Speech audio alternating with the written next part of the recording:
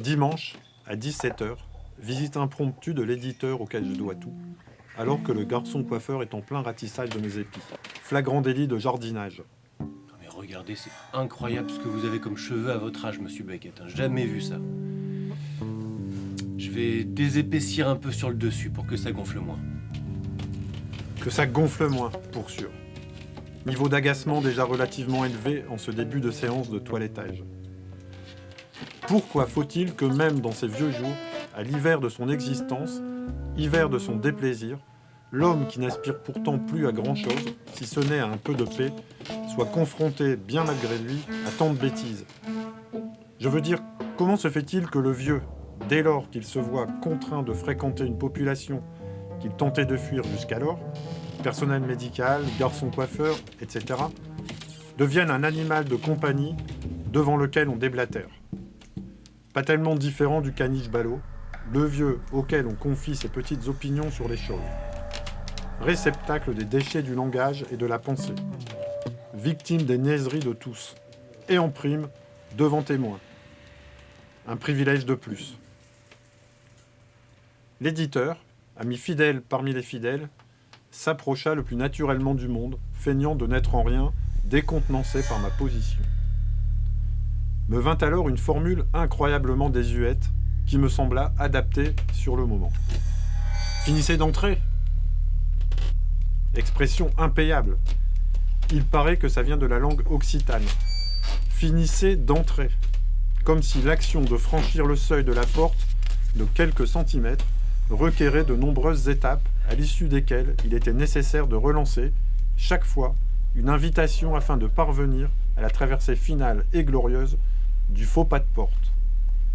Toujours est-il que l'ami éditeur, fini d'entrer avec succès, posa sur la table la bouteille de whisky qu'il avait dans les mains et prit place aux premières loges du spectacle grandeur nature auquel je me livrais malgré moi.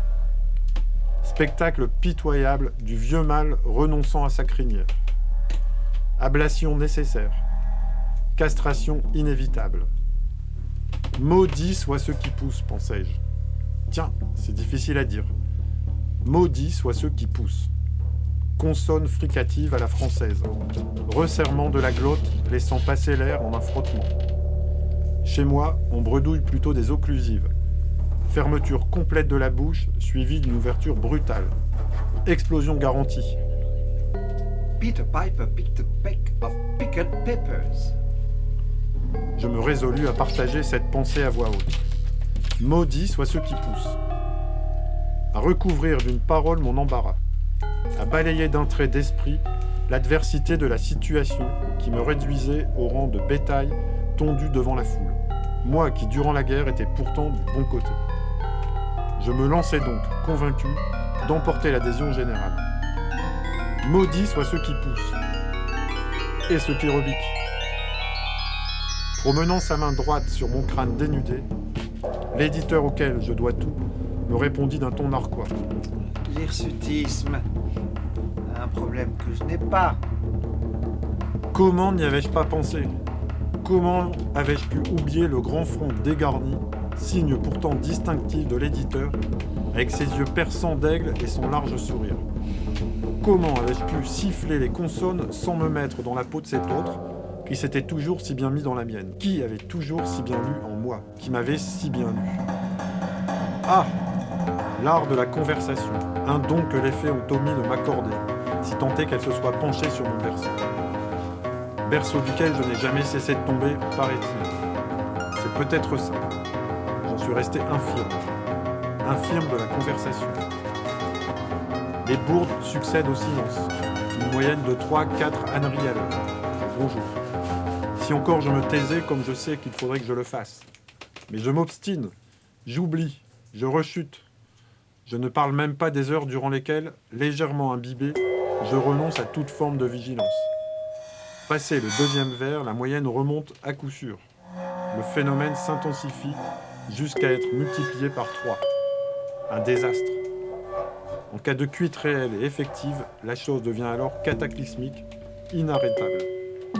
Des ouragans de conneries s'abattent sur mes semblables, sans même que je m'en rende compte. La parole, une malédiction. Non, Je ne dis rien qui vaille. Elle écrit peut-être. Voir. Par chance, l'ami éditeur, l'ami le plus sûr et le plus sage qui soit, n'a nul besoin de parler. N'a nul besoin de me parler, de me demander ce que je fais, lorsque ses yeux lui indiquent que je ne fais rien, que je ne peux plus rien faire, que je suis là inerte, condamné à imaginer ce que j'écrirais si j'écrivais encore, que je suis là à gratter sur l'ardoise de mes pensées flottantes des lettres illisibles, mots au compte-gouttes, presque effacés. Il n'a nul besoin de m'interroger pour savoir que je ne fais qu'attendre. Attendre que ça s'efface enfin. L'éditeur se tait magnifiquement, avec maestria, dirais-je même, avec éloquence. Virtuose du silence, il se tait et roule ses billes de cheval. Mirette magnifique, sondant à la fois le tout et son détail. Le vieux Sam, la blouse de prêtre, le garçon coiffeur en pantalon qui descend au milieu du baba, sourire du plombier. Et je me régale de son silence. Du silence qu'il s'autorise sans gêne. Du silence de l'éditeur qui déchiffre, qui comprend tout, qui dit tout sans indiscrétion.